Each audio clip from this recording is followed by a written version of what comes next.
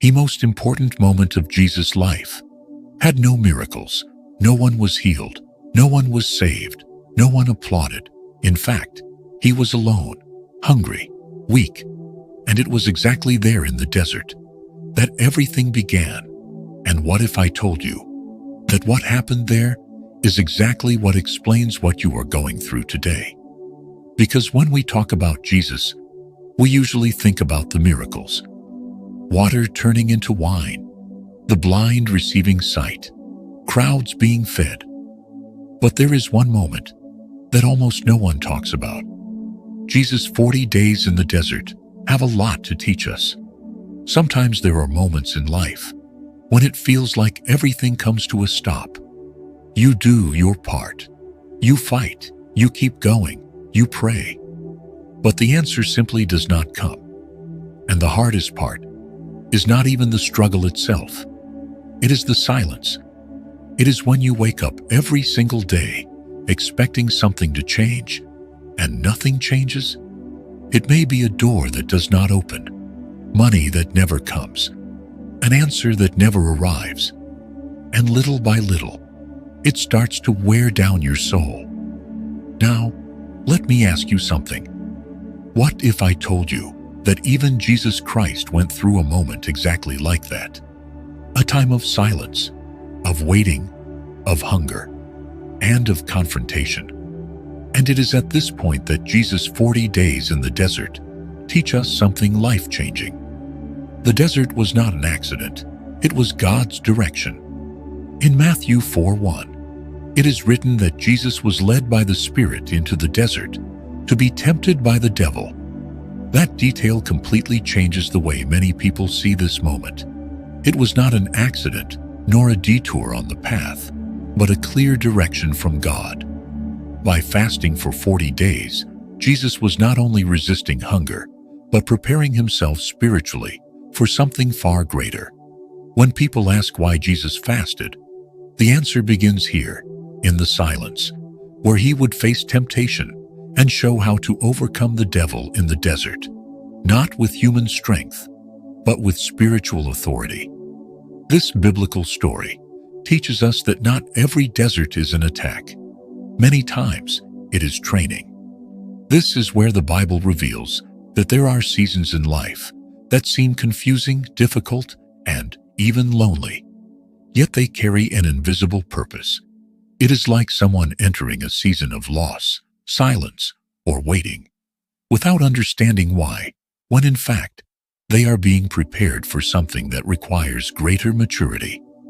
How many people today are living through a desert and asking how to overcome struggles in the desert, without realizing that this process is teaching them exactly how to trust God?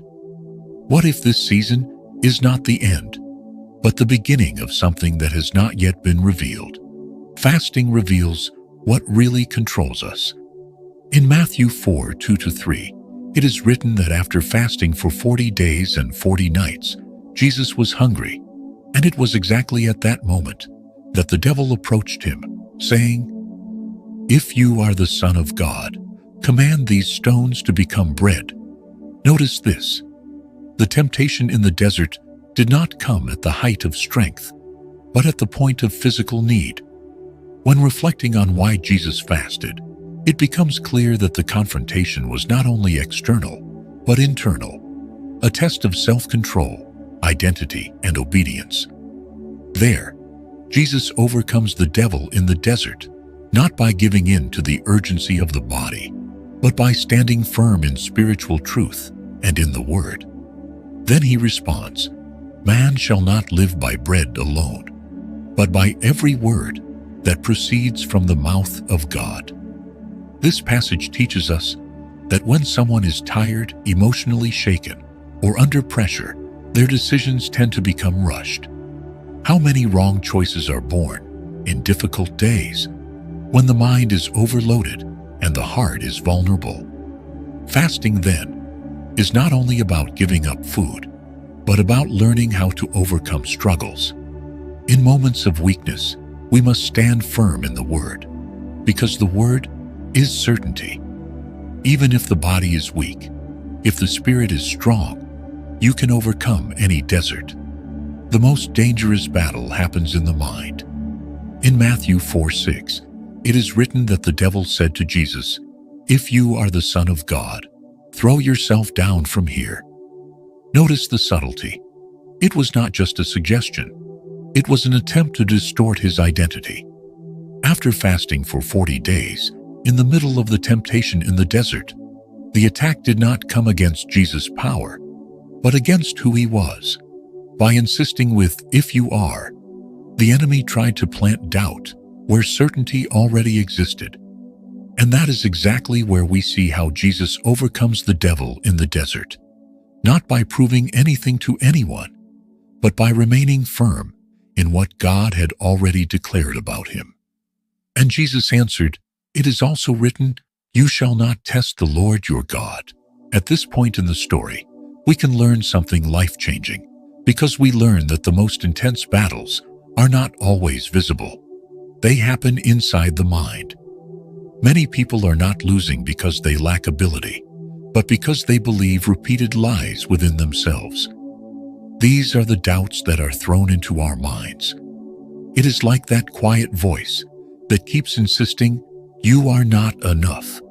You are not going to make it. This isn't for you."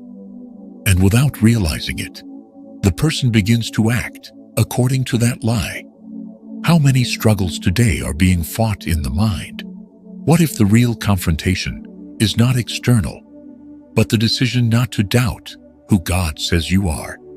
The shortcut always seems easier. In Matthew 4:8-9, it is written that the devil showed Jesus all the kingdoms of the world and said that he would give all of that to him if he would only bow down and worship him. It was a seductive offer, conquest without pain, authority without the cross, immediate results without the necessary process. In the middle of the temptation in the desert, after fasting for 40 days, this offer was not only material, it was strategic. When reflecting on why Jesus fasted, it becomes clear that this moment would reveal whether he would choose the easy path or the right path. And once again, Jesus overcomes the devil in the desert by rejecting the shortcut and remaining faithful to God's purpose.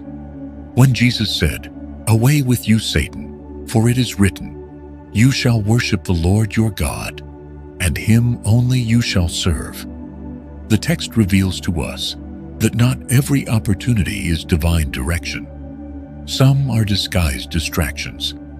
How many times does a person come across faster, easier, apparently advantageous paths, but ones that require giving up their principles?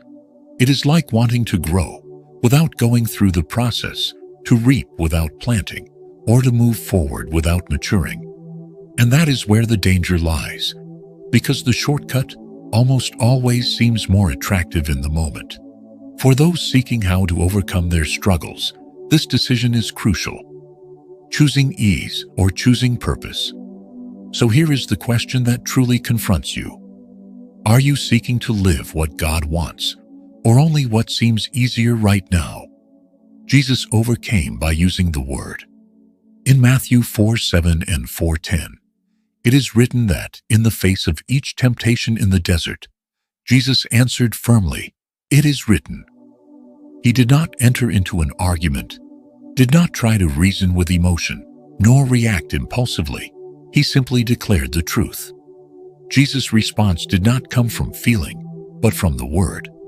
This clearly reveals why Jesus fasted, not only to resist, but to show how to overcome struggles in the desert.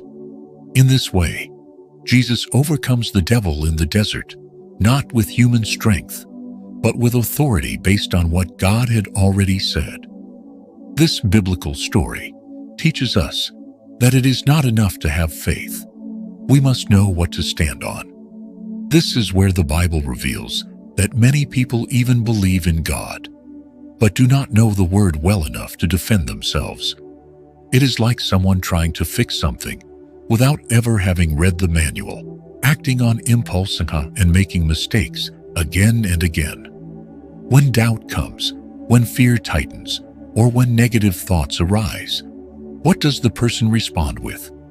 If there is no truth within, any lie can take up space, and then the question arises that cannot be ignored.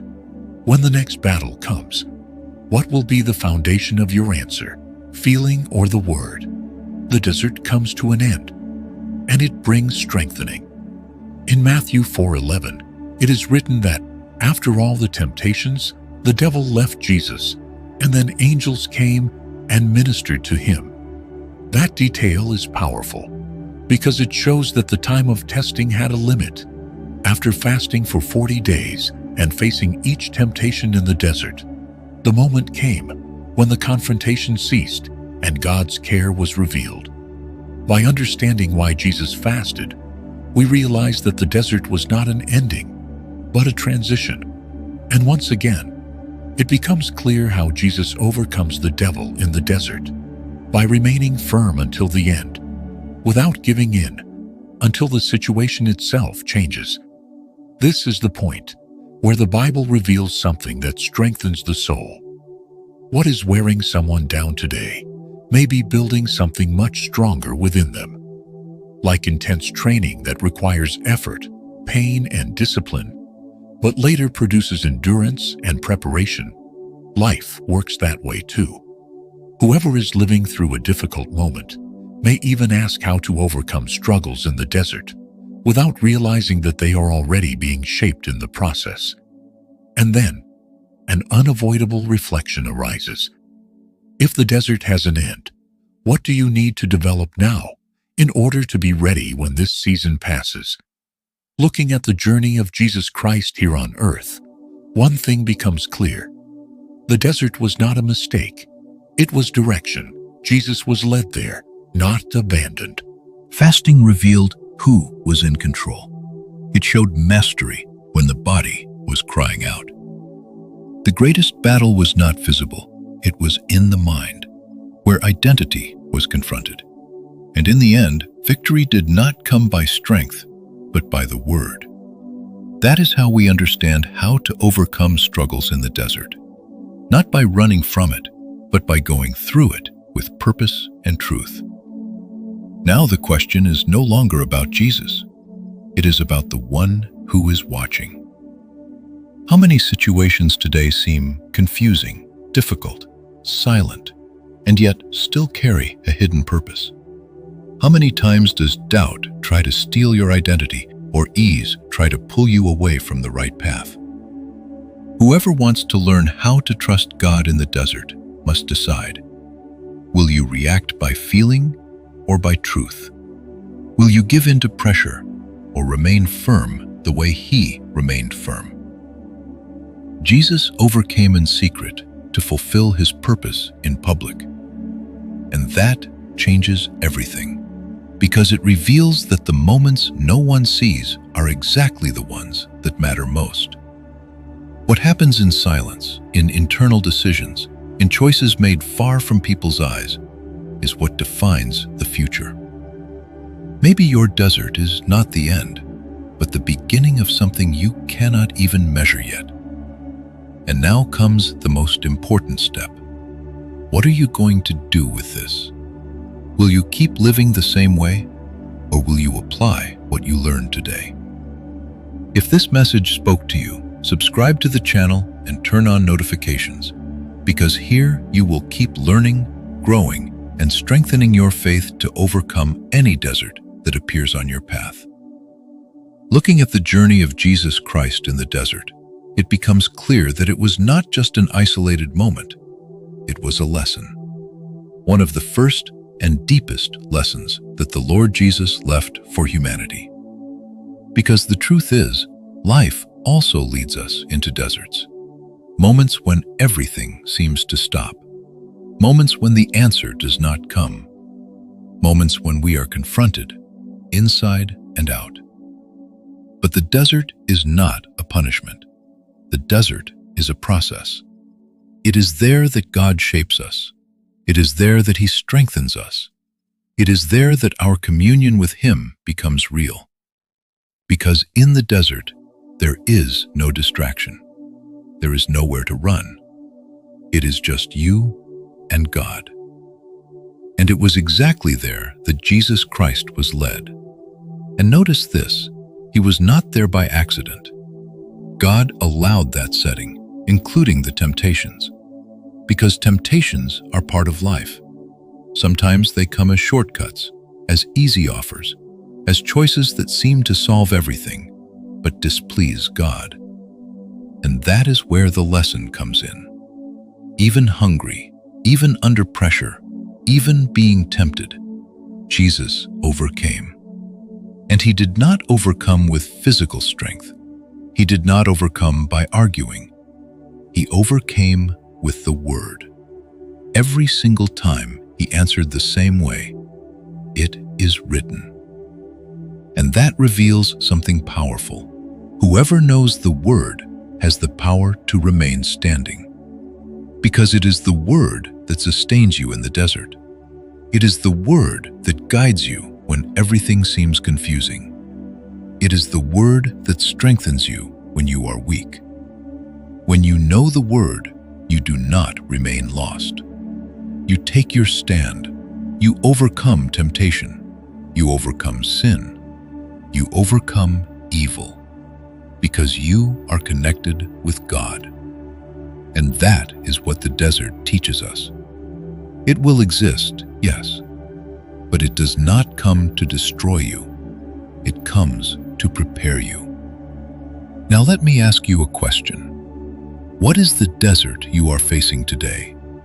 And more importantly, have you been using the word, or are you trying to overcome this on your own? If not yet, this is the moment.